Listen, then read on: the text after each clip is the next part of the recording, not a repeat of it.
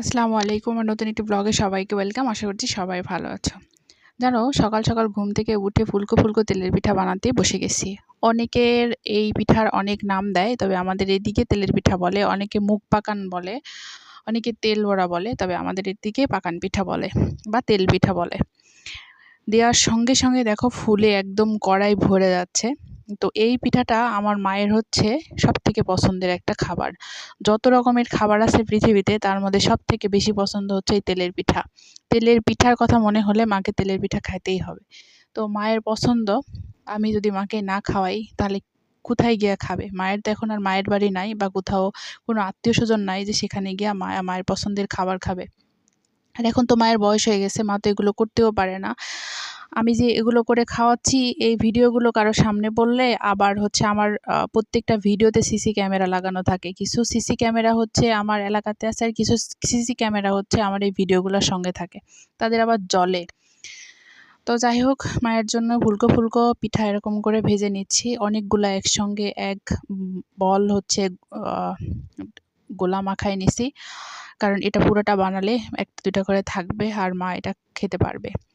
তো মায়ের পছন্দের এই পিঠা বানানোর জন্যই এত আয়োজন। দেখো কত পিঠা ফুলকো বানাইছি। ফুলকো পিঠা, এরকম পিঠা নাকি মায়ের খাতে মন চাচ্ছিল। ভালো করে ধরো ক্যামেরাটা। এই যে এরকম পিঠা মায়ের খাতে মন চাচ্ছিল, এরকম ফুলকো ফুলকো পিঠা বানাইছি। এই যে কতগুলা বানাইছি। আজকে গরম, আজকে আমার মা খুশি। এই যে চুলার মধ্যে আরো আছে, এই যে দিয়ে রাখছি একটা। এখন তো একদম লাস্টের দিক।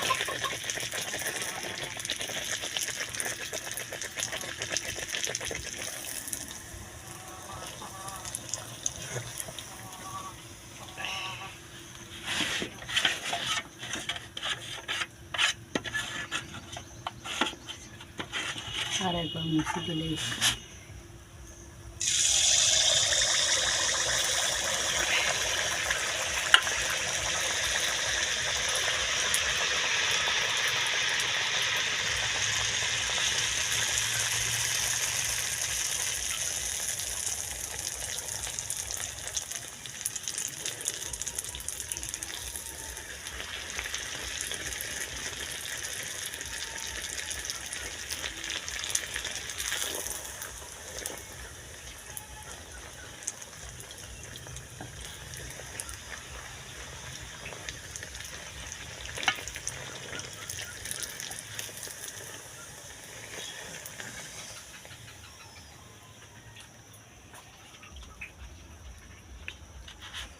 এই যে সকালবেলা চুলার পাড়ে ঢুকছি, আর এই যে এখন শেষ করছি,